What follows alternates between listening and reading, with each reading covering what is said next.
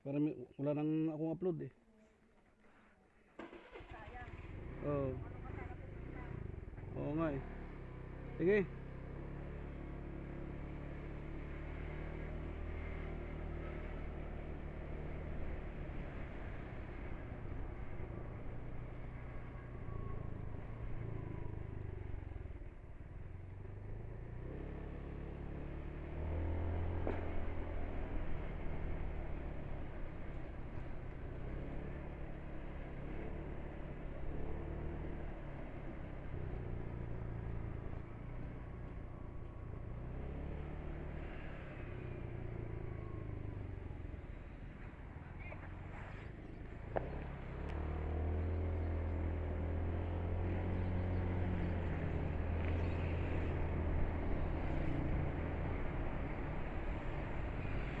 Yun, so shortcut tayo. Papunta na tayo ng Nueva Ecija. Dahil tayo ng shortcut. So tatawag nilang ano, floodway tawag dyan, irrigation road. Itong daan na to, lalabas ka agad to ng ano, Victoria.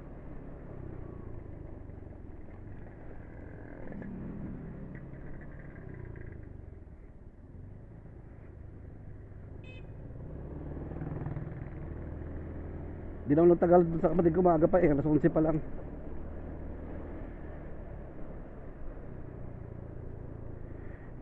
Hindi ko sinabi na naubusan ako ng gasolina eh, sakit ng paa ko, hindi makatayo ng matagal.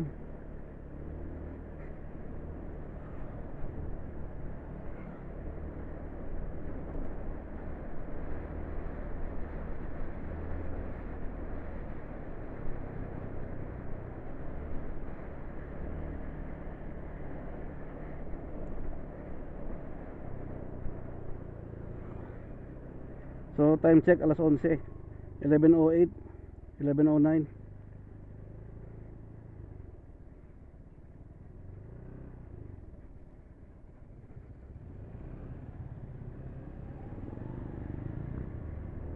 Gumaan ng takbo niya nung hinataw ko eh.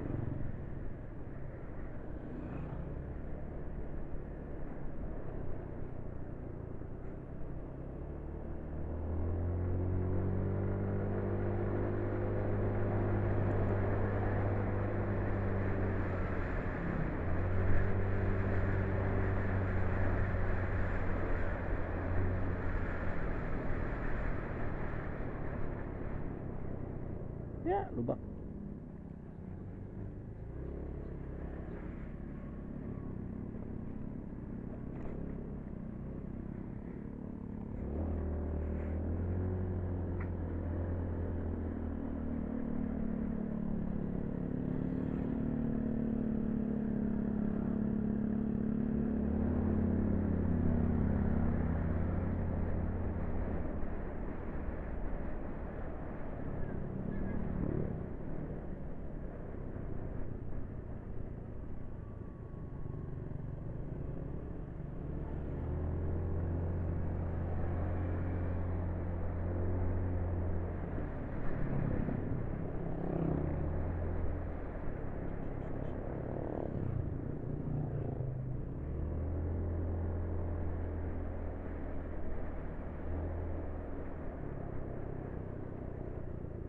Diretso pa rin tayo, dire-diretso lang to. Ganda ni ma'am.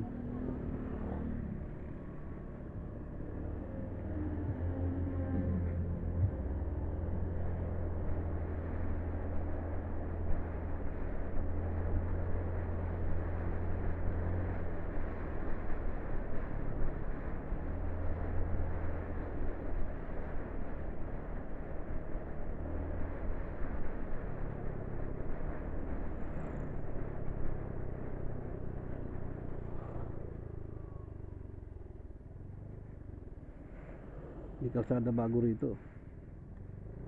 Saan kayo tagos nun? Ganyan-ganyan lang yung mga project na yan. Malaking ginagastos niyan, milyon.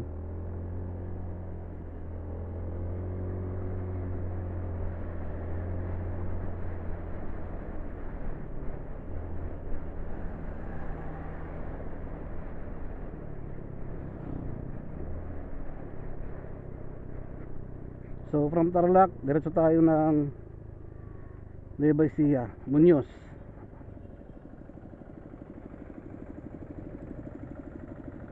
Bili muna tayong buko.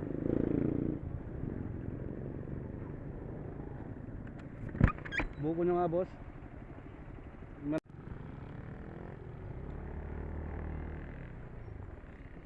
Okay, biyahe natin.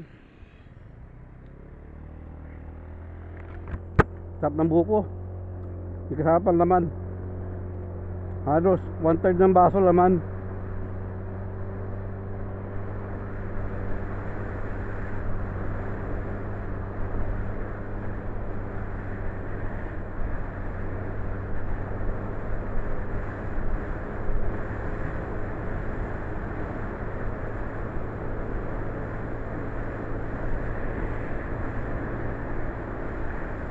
Grabe, di ko na malayan yung gasolina kanina. First time sa tanang buhay ko na sairan ako ng gasolina. Masyado kong na-enjoy yung paghataw. Naalala ko lang nung wala na ako madaanan na gasoline station. Mahaba-haba rin yun, ilang kilometro yun, 5 kilometro yata, na walang gas station. Kumahigit pa, mga 10 kilometros yata yun. Super side na pala siya. As in, hindi na siya nagbiblink. Patay na talaga yung ilaw niya. Naranasan ko kasi dati nagbiblink pa siya eh. Ngayon talagang pagka pala side na talaga siya, hindi na siya nagbiblink, namamatay yung ilaw. Ibig sabihin nun talagang side na siya. Sakto sa bayan ng Tarlac, nakalagpas ako ng tulay. Nasa palengke na ako. Siguro naglakad pa ako ng mga 500 meters. Nagtulak. Pero siguro mga 20 meters doon, pababa na, kaya sinakyan ko na. Exercise. Pinawisan nga ako doon eh, kailan sumakit yung pa ako.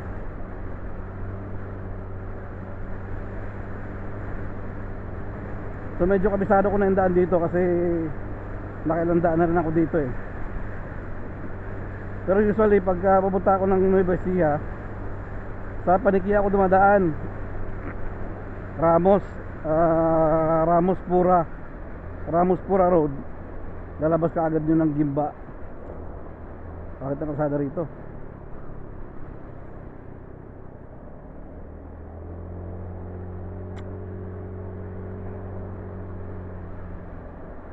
Pwede ba yun? Nasisimba sila doon sila sa may bintana ng bahay niya, kasi yung tapat ng bahay niya kapilya eh punong-puno.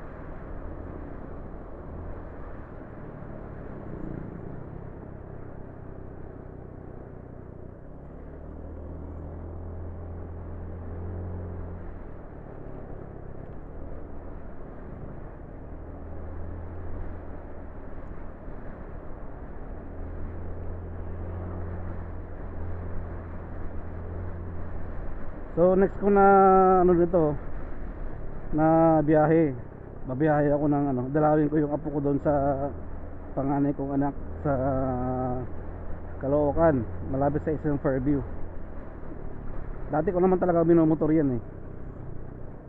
Ngayon pag motor ako, halos ayaw nila ako payagan kasi nga naranasan na nila ako, naggrabe na ako noon eh, as in near death na ako, naghingalo na ako noon eh, dahil sa diabetes, dahil sa sakit ng diabetes na complicate na, taas ng infection ng dugo ko. So ngayon medyo malakas na ulit ako, may trabaho na ulit ako online, kahit pa paano eh nasusustain yung mga gamot ko saka mga pangunahing pangangailangan namin sa ko sa lubong, pangunahing pangangailangan namin sa bahay.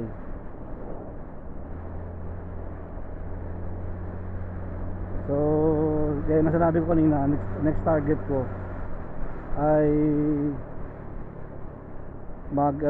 camping, parang mga tipong J.O.Ong, yan, sila ni Mayor TV, si isang pinapanood ko madalas, si Boy First Time, yan, napanood ko pa yung si Boy First Time noon, motor lang yan noon eh, nag Philippine Loop yan dati, Mindanao Ride yan dati. Tatlo sila. Malit pa yung channel niya noon. Hanggang sa lagi na silang sumasali ng ano, ADB yung motor niya dati. Sumasali-sali na sila ng mga Philippine Loop. Yan. Ngayon nagbaban life na rin siya. Parang retirement na raw niya. Parang pahinga, pinakapahinga niya na yon. Pero mas lumakas ang channel niya ngayon.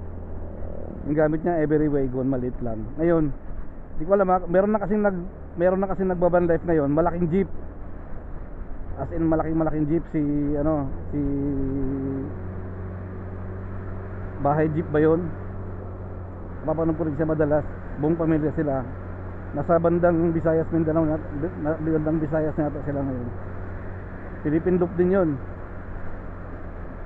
Ngayon, naranasan naman nila owner type jeep. Yan, co-convert mo as camper.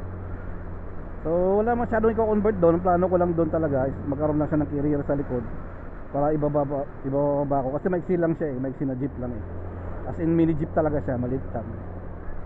Pero 4K yung makina niya. So kung condition siya, pwede mo rin siyang babiyahin ng malalayo. Basta condition.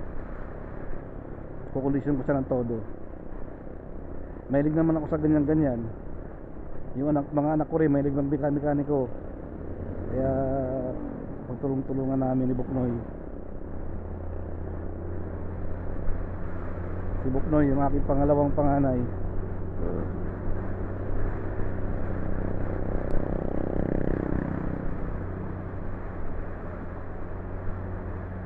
So yun, abangan nyo yung aming restoration doon sa Totoy Bibo. Doon ako papunta ngayon.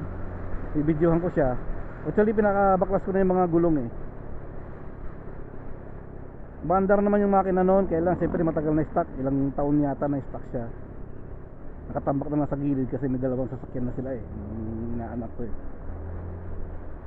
Sa kanya iniwan yung Montero. At saka yung meron pa silang kinuha na L300 na bago. Kaya dalawa na sasakyan nila, hindi na nila nagagamit. So sabi ko hulug-hulugan ko na lang, pumayag naman. Pagka tuwing sahod ko, bibigay ako ng para pakunti-kunti, ganyan, hanggang mabuko yung 30,000. Tapos pag nabuko na siya, saka ko siya unti-unti pagandahin. Papalitan ko ng mga ilaw na LED, kukondisyon ko yung mga gulong, handbrake, lahat. Tapos papa-upholstery ko siya. Yung likod niya parang pinakatakip sa likod, pinakakargahan na rin yon. Doon ka magkakarga ng ng parang siya, parang carrier sa likod, para pwede kong ikarga yung motor. At yung tulugan ko sa bandang pinakataas na niya. So mangyayari nga, maglalagay ako ng tent sa taas. Pero dahil mahal ang tent, napakamahal, baka magpapabricate lang ako ng sarili kong parang tent, tapos papatahi ko na lang doon sa barkada kong mananahi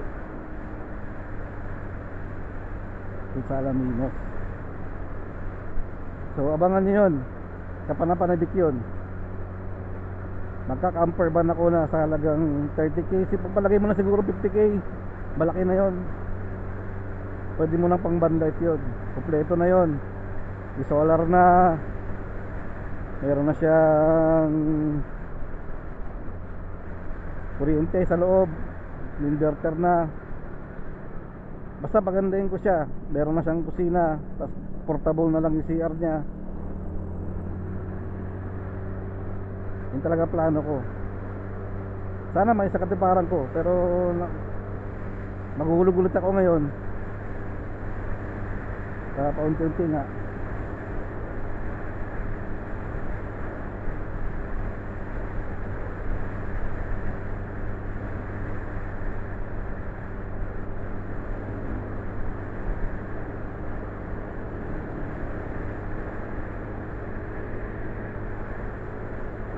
So ipapangalan ko yung kay Buknoy. Kasi si Claire, meron na siya nakapangalan ng motor nung unang gusto kong bilhin yun, tutol sila mag-ina. Si Clarissa at saka yung anak ko na bunso babae, ayaw nila ng owner type jeep. Dahil nga dati kasi meron kami Starex saka custom van Meron kami dating Toyota na custom van, IA. Eh ngayon, dahil wala na yung mga yon, parang namimiss kong sasakyan. Hindi ko naman kaya maka-afford na ng mamahaling sasakyan.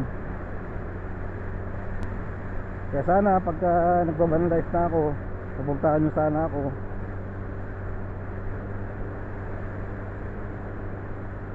Banda rin ng konti, magre-reset tayo ulit ng camera. Chillax na yung takbo ko, sakto siguro alas 12 nandun na ako. Kung inabot ako ng before 12, baka kakain na ako sa labas. Meron akong suking kinakainan dyan eh.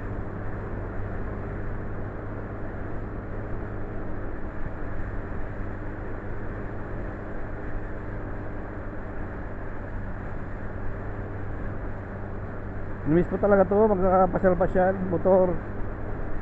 Dati nga bumili ako Baguio, nung bago pa lang itong motor na to.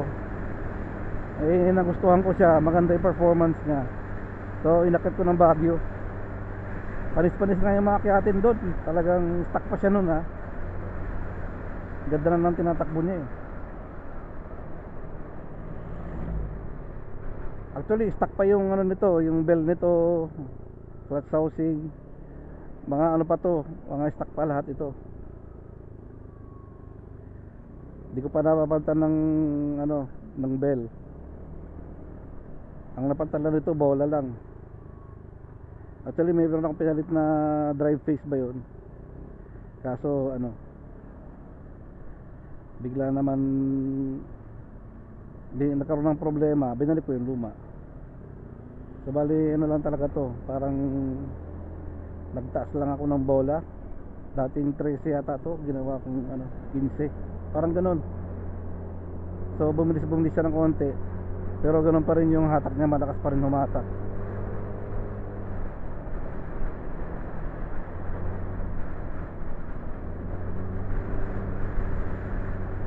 Satisfied na ako sa bilis nito, okay na to. Hindi naman pang karera, pero yung natin niya na yung bilis.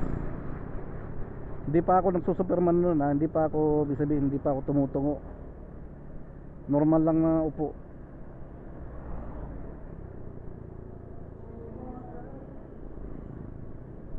At least nakaranas to si Bembol ng ano, empty. Tapos sinagad ko siya 56 per liter. Naka 265 ako. Ano to eh, 5 liters ito eh. Basta ganun, 5 yata o 5, 3.5, 5 liters.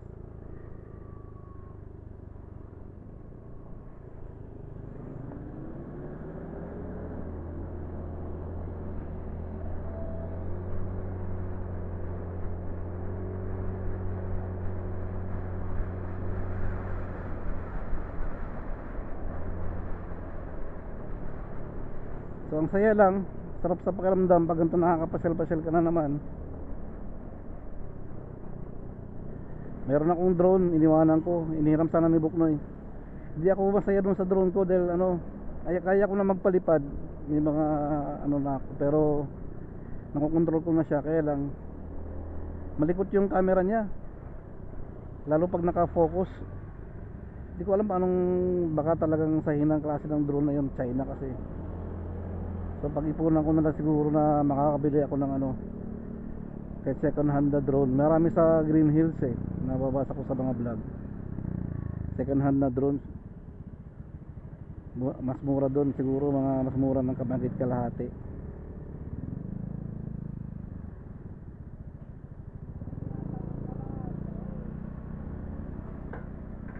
Maliligaw to mga to, hindi na alam kung saan papasok.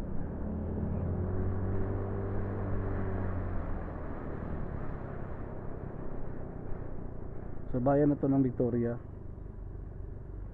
pinaka city, ay pinaka ano, yung kalsada na yan, palabas yan dun sa ano, sa papuntang Pura. Pura ba? Basta dun banda. Nakakadaan na ako dyan dati nung nagdi-deliver pa ako ulit sa nagano kasi ako sa Tarlac, nagtrabaho ko dito, nagdi-deliver ako ng mga tawag dyan,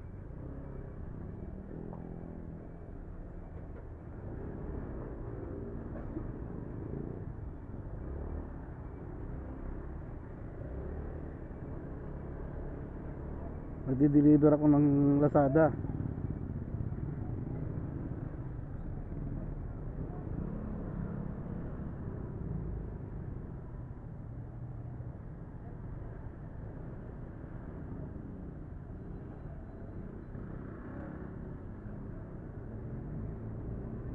Ganyan, oh, ganyan jeep, pero walang bubong yun. Open yung likod nun. Ganyan di kalaki. Open lang siya sa likod, para siyang pick up na maliit. Pero ganyan siya kalaki. Maiksi din lang siya. Wala pa siyang carrier. So magiging pinaka-carrier niya siguro yung kanyang ano, yung kanyang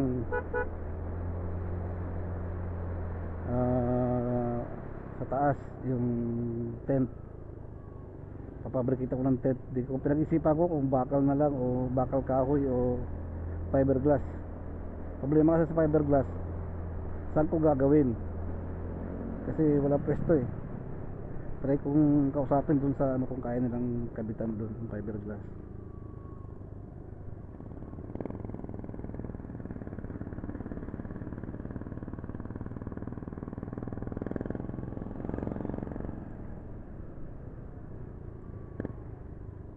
Traffic, nakaka-traffic yung tricycle.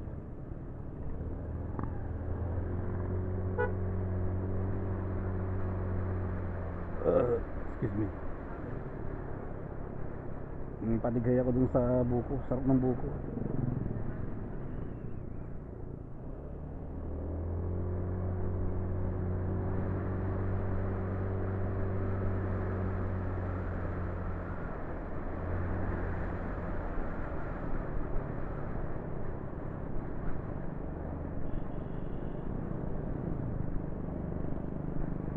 Grabe yung biyahe ko kanina, daming pangyayari. Muntik ako disgrasya, tapos naubusan ako ng gasolina. Ayos. Yan ang normal na buhay. Ang makaranas ng mga ano, hindi yung higala ako ng higa doon sa bahay. Wala akong ginagawa. Tapos kung trabaho, higa, kain, parang kain, tulog lang ako eh. Ang trabaho ko kasi online, minsan puyat siya. Natutulog ako, wala 2:00 na. Kasi US time eh.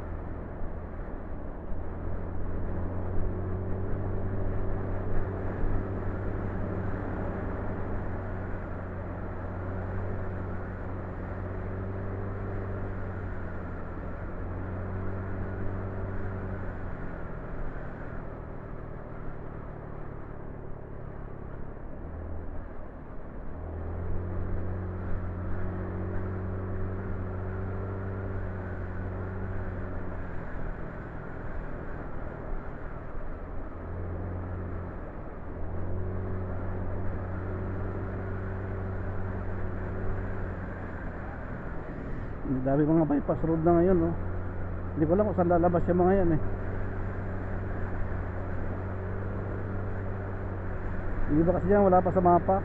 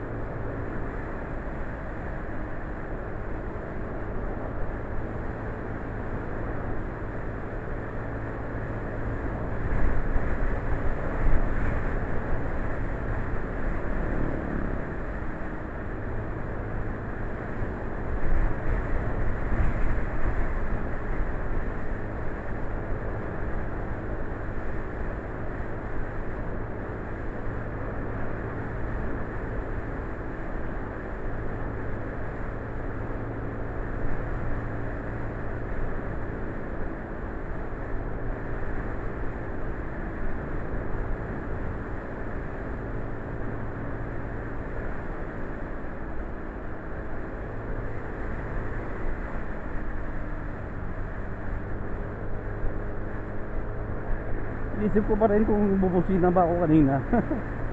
Nung overtake ako. Pero alam ko bumusina ako eh.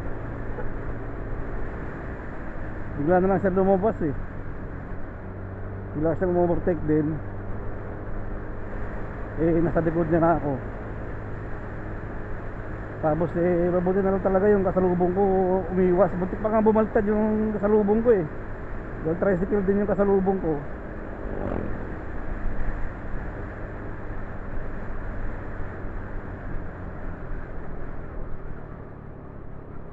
E-bike. Dami kasi talagang e-bike ngayon Sa kalsada na rin sila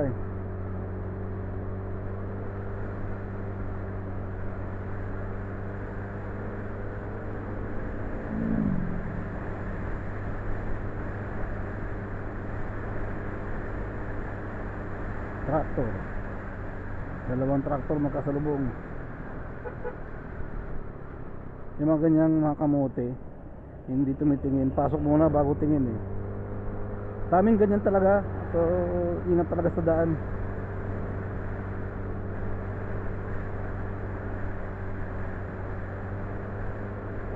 Yung bang tsambahan ba, hindi sigurado pero pumapasok. Tsambahan yan dito na tayo, kaliwa na tayo dito.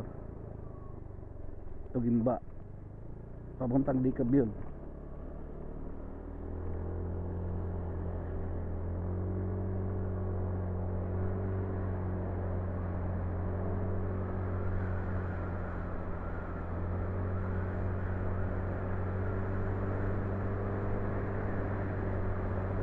.08 tayo malis ng Tarlac.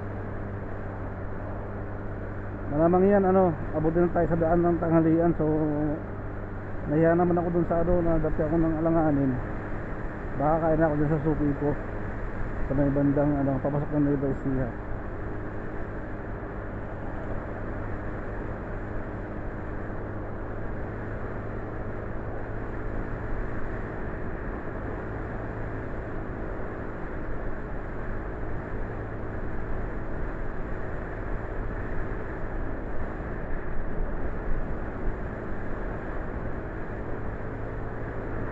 So normal na takbo ko na ngayon 80, 85 dito sa aking speedometer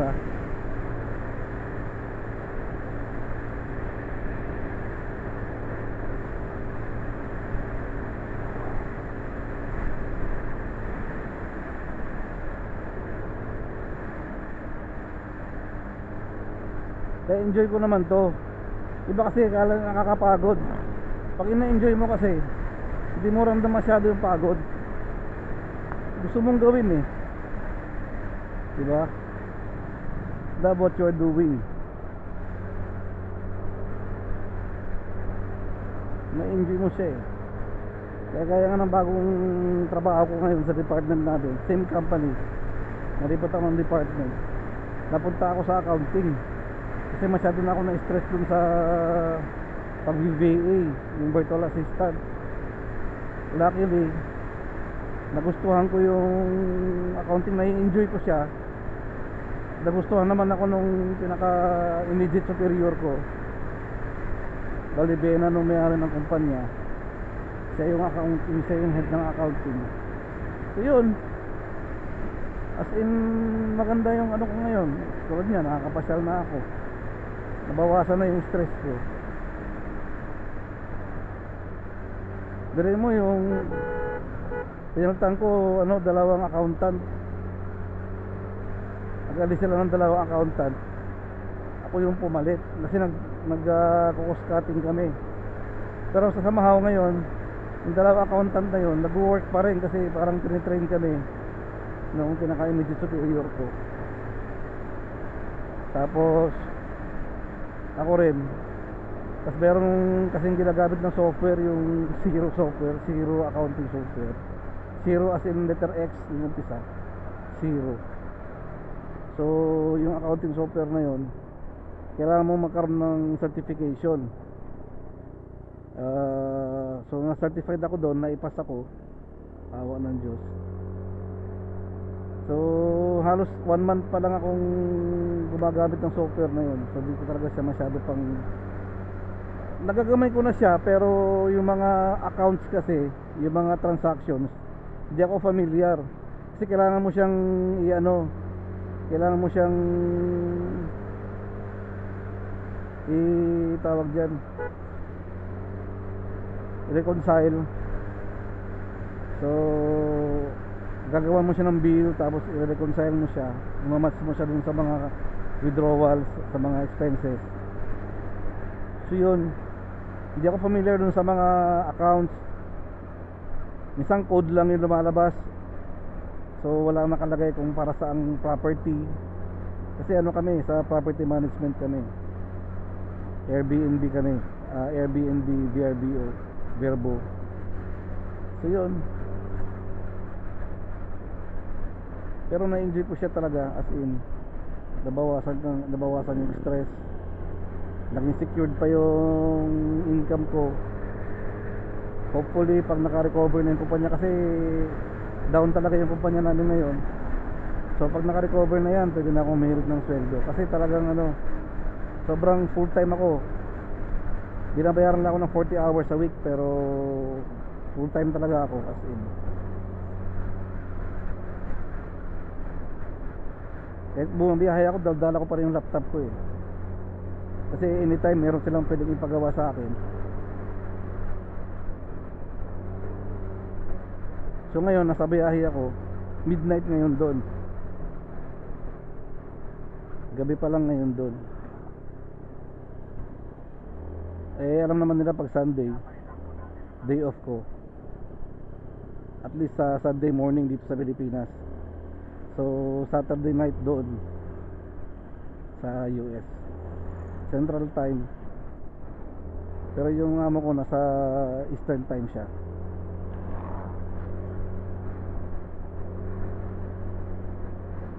So both yun, Central at Eastern, kinoconsider ko yun. Kasi kung anong oras sila gising, anong oras sila tulog, ganon din ako. Kaya minsan madaling araw na wala tapos, alas 2, tapos di pa kaagad ako dalawin ng antok. Nanonood ako sa YouTube para lang hanggang antokin ako.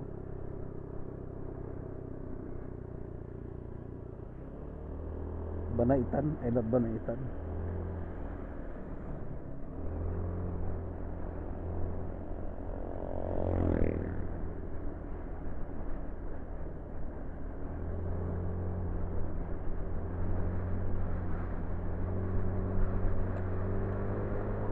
Tara, di maglukot ang mic ko. Kasi naglulukot to eh. Headset lang kasi to, headset. Pinasok ko sa helmet para hindi niya masyadong naririnig yung ingay ng hangin.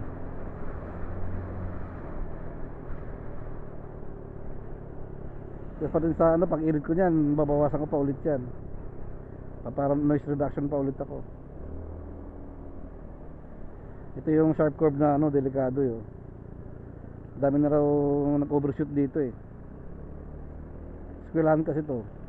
Pagka mo, eskwelahan ka agad. At kahit linggo, hindi nila tinatanggal yung barikada, nandun pa rin.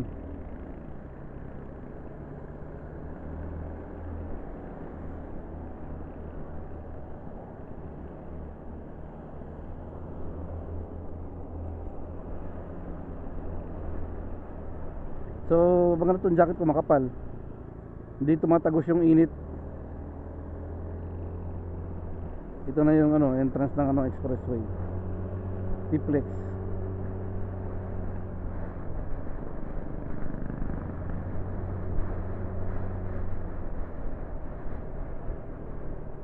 Pero kami dinadaanan din dyan na portion na T-Flex siya, pero hindi pa siya operational, kaya nakakadaan yung mga motor, tricycle.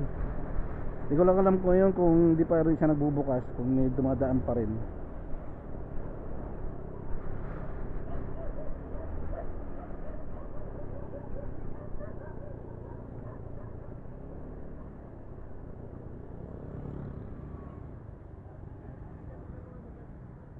So yan, pag kumanang ka dyan, Cabanatuan.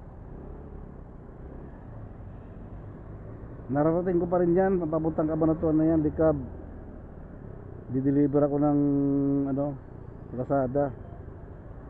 Meron pa akong Starix dati. Grabe yun. traveling yung bakbakan doon, kaso di ako kumikita. 2,000 per day lang, tapos akin pa krudo. Minsan doon ako pinapadala sa may Ravenna Air Base, napakalayo. Halos na siya, part na siya ng Pinatubo. Doon yung entrance ng papuntang Pinatubo pag nag-hiking kayo papuntang Pinatubo. Doon yung entrance sa lugar na yun. Ravenna Air Base.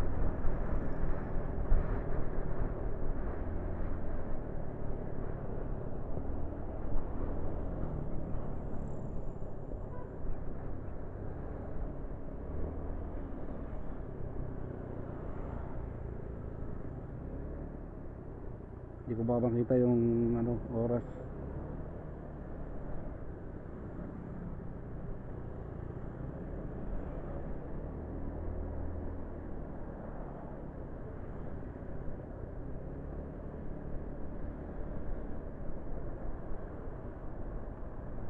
Traffic na. Mayroong tricycle sa unahan. Mayroong tricycle na chill lang magpatakbo. 20, 10 ganyan. Dahil ganyan na tricycle halos hindi nakakain ng gasolina yung motor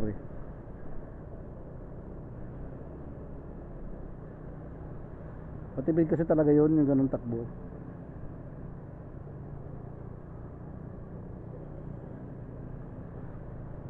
So wala pa tayong kumanan papuntang Muñoz.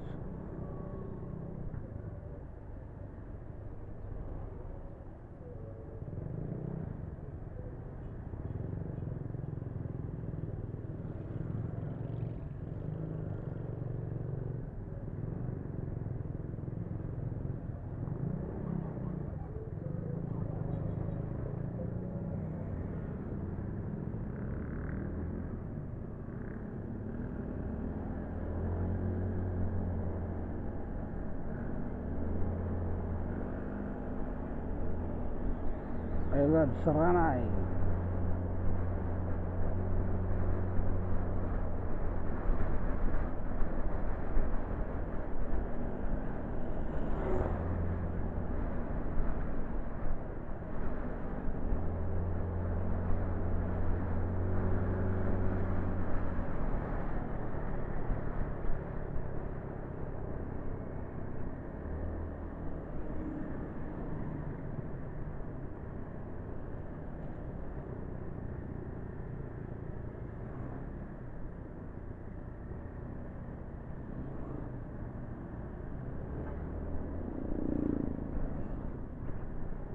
Tuwa ako sa kulay ng motor ko kulay dilaw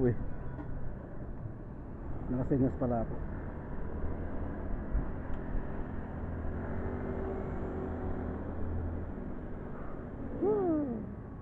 Sudden brake siya ay sa kanan.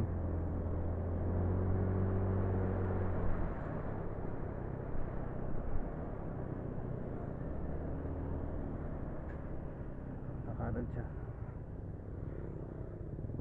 Marang ka na. Pasok ka na.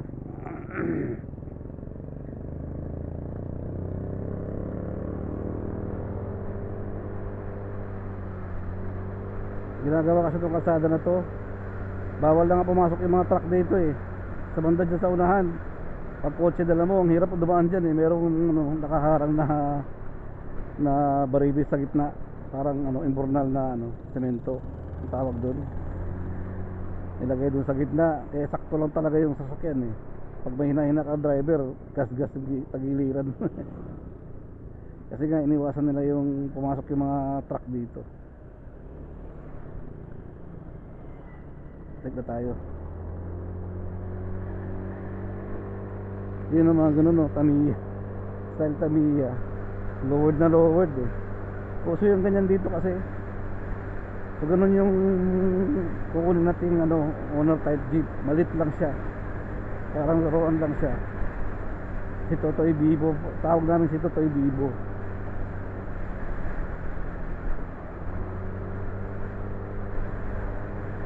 Excited na nga rin ako Pari talaga ng kalsada rito sa Papasok ng Nueva Ecija eh. Tagpi eh. Tapos yung mga banda ron sa unahan, makagandang kalsada pa, giniba nila. Yun ang ginawa nila. Itong matino pa, hindi nila inano, nahanang natin ito, ulotin.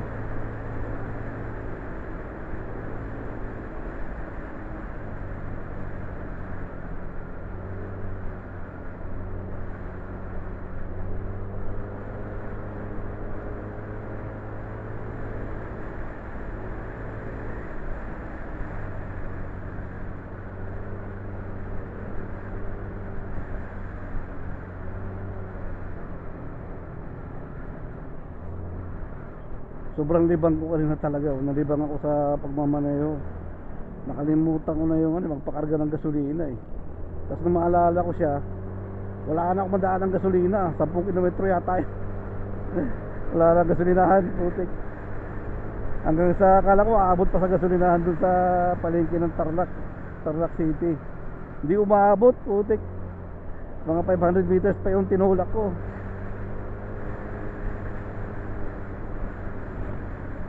Pagaling ka na sa mabilis na takbo, parang baliwala na yung gantong arangkada.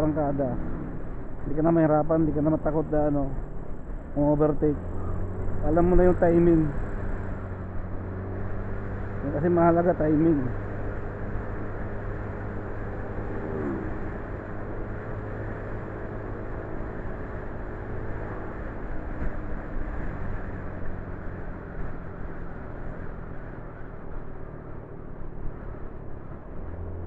Kita mo yun, umabatik sa kurbada.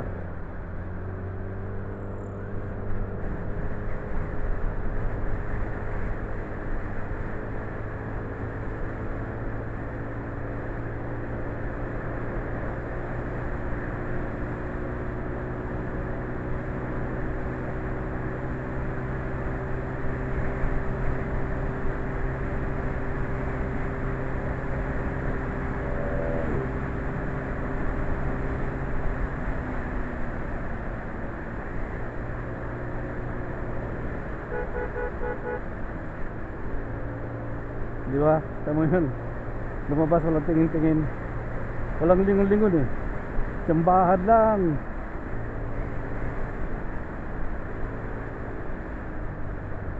So bahala ka na mag-adjust. Di ba ganun driver talaga? Ngayon sana ganyan sisenyas, di naman kakaliwa. Di ba? Tatamad na siyang ibalik eh.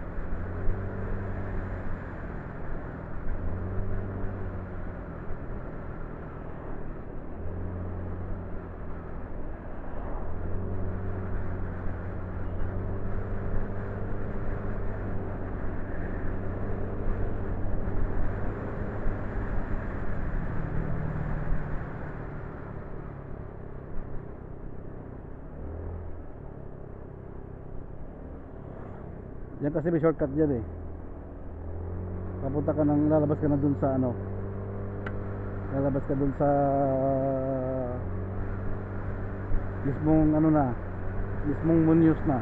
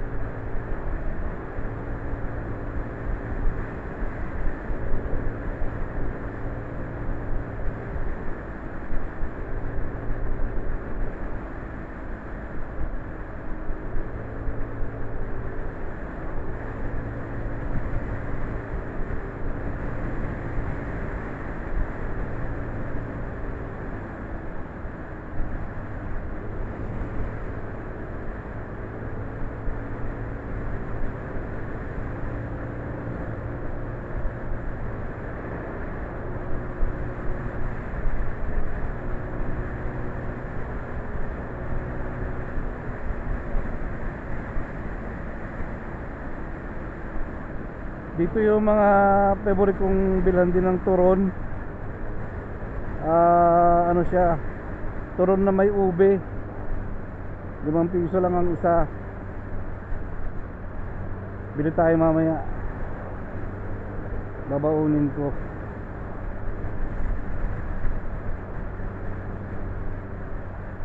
Baka mag-uwian din ako ngayon.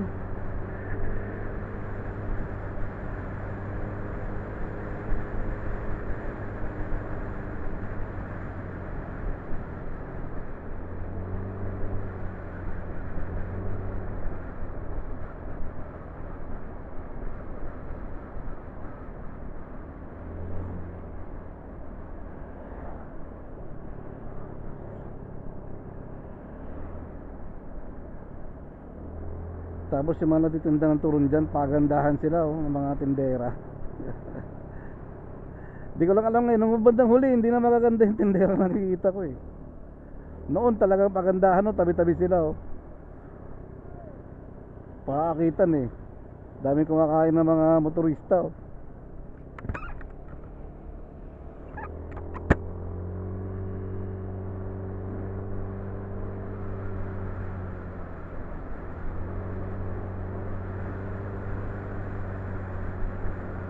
Na-relax na konti yung pa ako.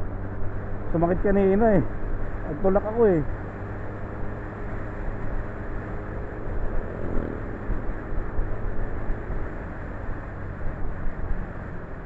Ito sabi ko yan di ba? Minor sila eh. Kung hindi tapyas-tapyas talaga yung sasakyan mo rito, ayan kabilaan yan. Kabilaan ng tulay. Meron din doon sa kabila. Sakto lang talaga yung kotse Ayan kabilaan. Pero may mga nakakalusot pa rin, mga delivery van.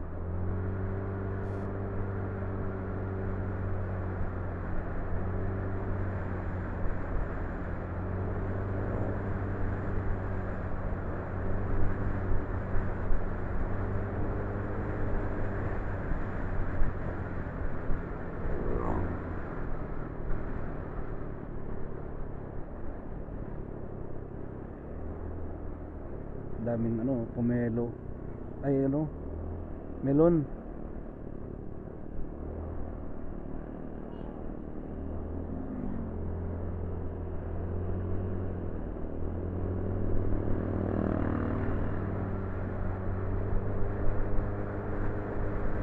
Ang mura nga ng pakwan sa melon dito eh. Pero hindi ganun katamis gaya sa Bani. Kasi kami dun sa Bani talagang yun ang pakwan, capital of the North eh. O baka hindi lang the North, baka buong Pilipinas. Talaga yun talaga produkto namin pinagmamalaki ng Bani, matamis. Pero ganun pa man, meron pa rin nahahalong hindi matamis. At kilala mo yung binibilan mo.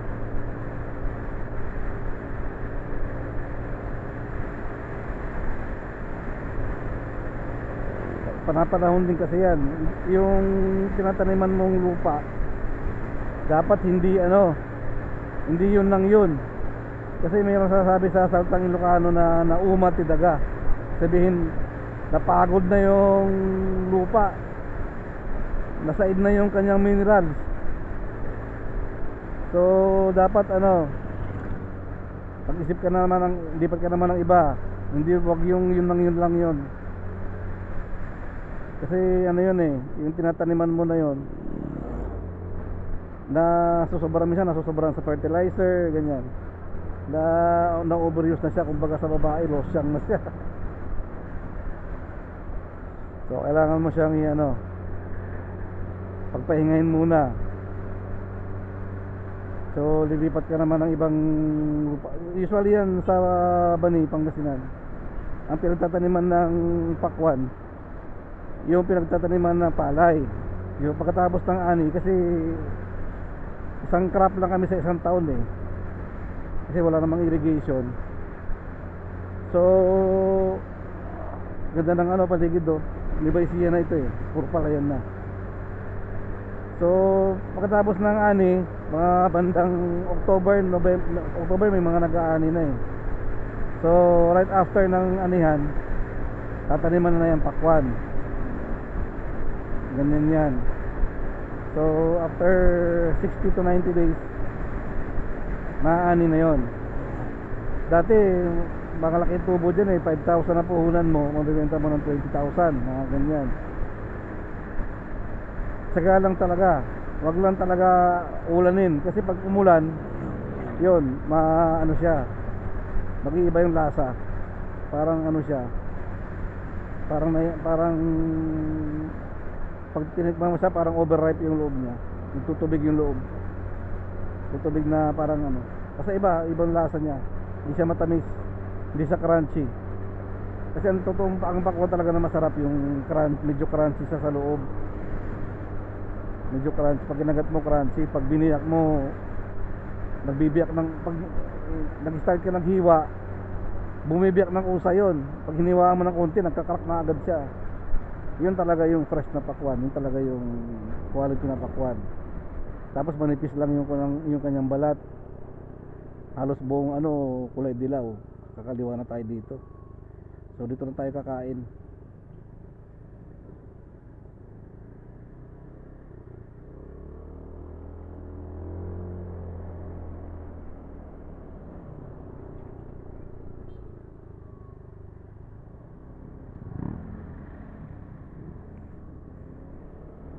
Ito yung favorite namin kainan.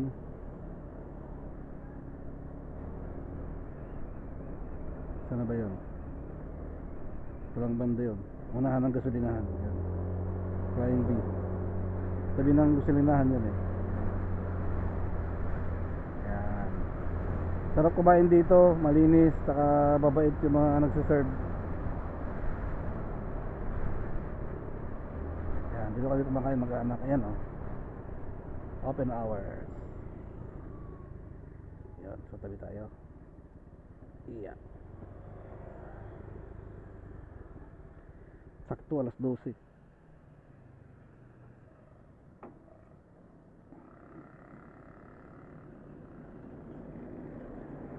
Ay tayo. So ito yung wala siyang pangalan ng restaurant na to eh. Ayun, meron pala Jasmine. Hindi naman eh, Jasmine Ann. Pero ano siya, nakalagay lang open 24 hours. Ay tayo.